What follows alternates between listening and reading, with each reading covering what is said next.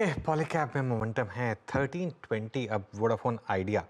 और ये देखिए, जिसने प्री ओपन में ले लिया उसकी तो लॉटरी है, क्योंकि प्री ओपन में पता नहीं लोगों के ऑर्डर्स एग्जीक्यूट हुए या नहीं हुए, लेकिन जो हो गए एग्जीक्यूट वो देखिए। और आज किस तरीके की सप्लाई अब्जॉर्ब हुई है ये देखिए आप। 280 करोड़ शेयर, 280 करोड़ शेयर क्या होते हैं ये? मतलब इस तरीके की सप्लाई अब्जॉर्ब हुई है यहाँ पर। और अब ये स्टॉक कंफर्टेबली ग्रीन में करीब करीब 13-25 पर। कुछ ही देर में हम डिस्कस करेंगे कि इसको आपको किस तरीके से अप्रोच करना है। मीनवाइल कोटक महिंद्रा बैंक अब 10% की लोअर फ्रीज पर है। एक बार ज़रा इंडस टावर भी लेकर आइए ज़रा। इंडस टावर में भी अच्छा मोमेंटम है। और एक स्टॉक वीरू जो आपने आई थिंक 2 दिन पहले पिक किया था, आज सुबह मेरी स्पॉटलाइट के शॉर्टलिस्ट में आया था, वो मैंने लिया नहीं उसको, यूनाइटेड ब्रूरीज। और इसको पिक भी किया मानस ने, यूनाइटेड ब्रूरीज। यहाँ पर इस समय मोमेंटम अच्छा खासा है।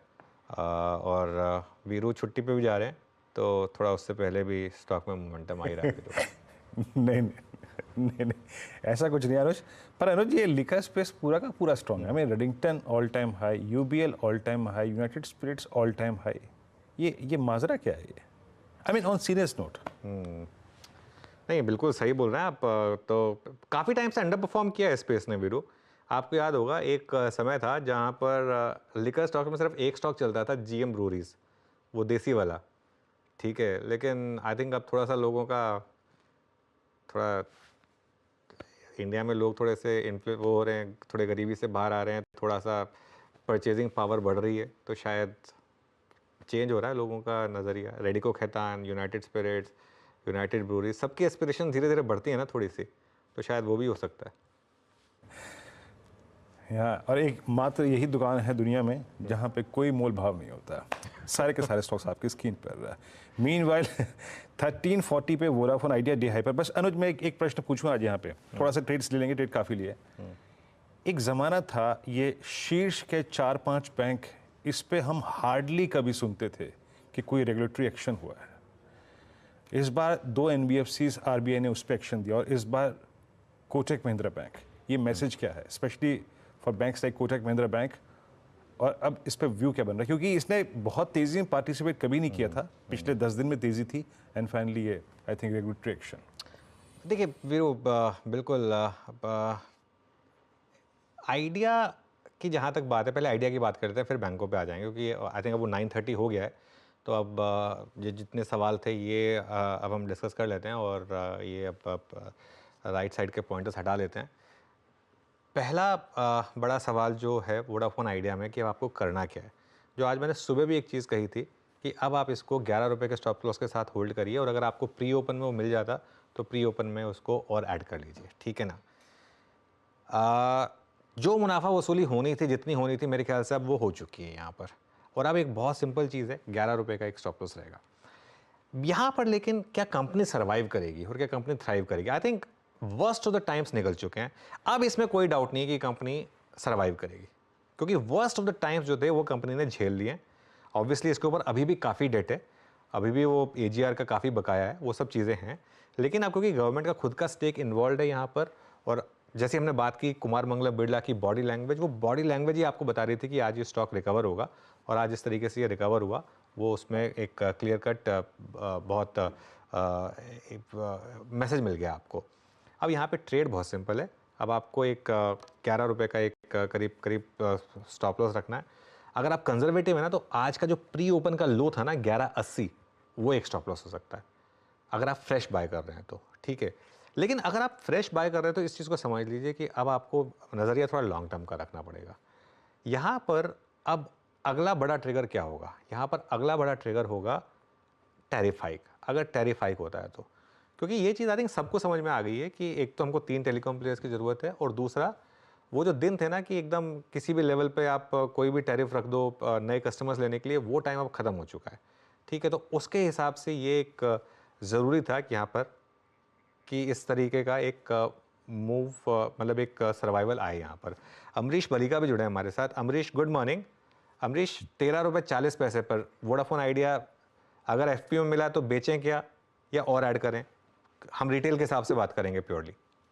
देखिए, बेचना तो नहीं चाहिए, क्योंकि जो इश्यू था पहले सर्वाइवल का, I think that is I mean taken care to certain extent, क्योंकि जो अभी एफपीओ के कारण जो एक्स्ट्रा रनवे मिला है, एटलीस्ट नेक्स्ट 2 साल के लिए मुझे लगता नहीं ज़्यादा कुछ इश्यू है।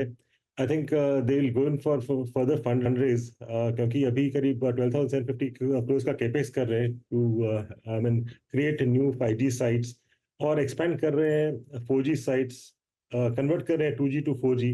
तो काफ़ी सब्सक्राइबर्स अभी उनके शिफ्ट होंगे from 2G to 4G, which means subscriber reduction जो हो रहा था इतने लास्ट 2 साल में हमने देखा है, I think that could stop, और इंस्टेड शायद सब्सक्राइबर एडिशन भी हो सकता है, आरपू बढ़ सकते हैं। So I think these are the positives to be looked at. तो मुझे लगता नहीं कि जैसे आपने करेक्टली कहा, आई थिंक 11 रुपीज का स्टॉप लॉस रख के I think people should hold on. पर मैंने मुझे लगता नहीं कि बहुत ज्यादा अपसाइड मिले इमीडिएटली। शायद करीब 15-16 रुपए का अपसाइड मिले if you talking of the next month और टू। पर मुझे लगता है कि स्लाइटली लॉन्गर टर्म में if they get the story right, I think we should see much higher levels. पर हम लोग को ये भी याद रखना पड़ेगा कि जो नेगेटिव्स हैं, लाइबिलिटीज अभी भी 2.5 लाख करोड़ के हैं, 2.1 लाख करोड़ का स्पेक्ट्रम और एजीआर लाइबिलिटीज है। तो अनलेस इनका जो एबिटा है, unless it moves to, I mean, doubles to about 35,000 crores, ये शायद थोड़ा मुश्किल होगा। This is to be watched out for. Okay, बिल्कुल। तो फिर वही एक सवाल, तो अभी फ्रेश ऐड नहीं करना। अच्छा, एक बाय द वे, एक प्री ओपन में आज थोड़ा सा बिड आस्क में बहुत फ़र्क था, तो बहुत लोगों के ऑर्डर्स एग्जीक्यूट हुए नहीं प्री ओपन में, जो लोग लेना चाह रहे थे। आई थिंक लोगों को वो 1180 पे तो नहीं मिला। आई थिंक बीएससी पे शायद 12.5 12.10 पे मिला। लेकिन उसके बाद खैर 1 रुपये का मूव आ गया है। क्या पार्शियल प्रॉफिट बुकिंग ठीक रहेगी यहाँ पर अमरीश? अगर 11 पे मिल गया है तो अब 13.25 हो गया, तो मतलब करीब करीब 20% से ऊपर का मूव आपको मिल रहा है 3 दिन में टेक्निकली। तो क्या पार्शियल प्रॉफिट बुकिंग ठीक रहेगी? देखिए, यदि इन्वेस्टर का थोड़ा बहुत short to medium term view है तो शायद प्रॉफिट बुकिंग कर सकते हैं, क्योंकि आज शायद एक थोड़ा बहुत अपसाइड भी मिल सकता है।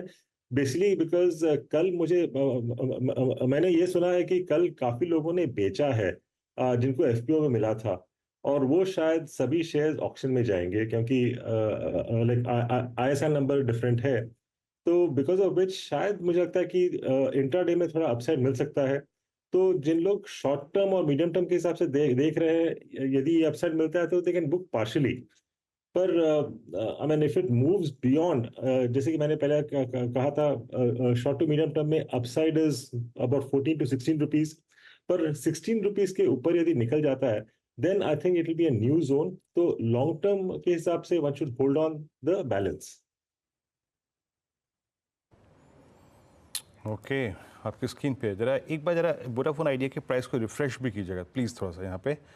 और अनुज, एक और चीज़ आई थिंक जो आज की press conference is body language, subscribers पे इसका भी इम्पैक्ट पड़ेगा ना। आई मीन एक हर्ड मेंटेलिटी होती है ना। वो 100%। पिछले 2 साल में मैं खुद मैं भी वोडाफोन का सब्सक्राइबर था, मैं भी 100%। स्विच कर गया। देखिए, वो भी काम करेगा 100%। इन्होंने 5G भी नहीं लिया था वीरू, क्योंकि पैसा ही नहीं था इनके पास, तो स्पेक्ट्रम ही नहीं लिया था इन्होंने। अब पैसा आ जाएगा अगर, तो फिर वो स्पेक्ट्रम भी लेंगे ऑब्वियसली। अब आप ऑब्वियसली अगर एक 5G चल रहा है तो उसमें आप 4G प्लेयर में थोड़ा ना रहेंगे, इसीलिए तो इनके सारे सब्सक्राइबर्स लूज़ हो रहे थे। तो अब अगर ये 5G में पार्टिसिपेट कर सकते हैं और अगर उसी लेवल की सर्विस दे सकते हैं जो भारतीय एयरटेल और जियो दे रहे हैं, सबसे इंपॉर्टेंट ये है, eventually it boils down to this. देखिए, आपको और मुझे तो इससे क्या फ़र्क पड़ता है कि नाम क्या है टेलीकॉम प्रोवाइडर का। अगर आपको ठीक ठाक सर्विस मिल रही है, ठीक ठाक रेट पे मिल रही है, तो आप वो लेंगे ना। तो इसके लिए तो बिल्कुल 100% वीरू। बिल्कुल।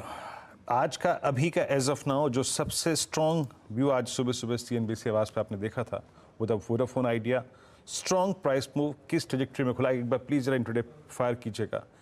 क्या ट्रेजेक्ट्री थी 1190, और अब आपकी स्क्रीन पे ऑलमोस्ट 1350 स्ट्राइक करने के बाद 1350 पे ट्रेड करता हुआ। और लुक एट एक्सिस बैंक।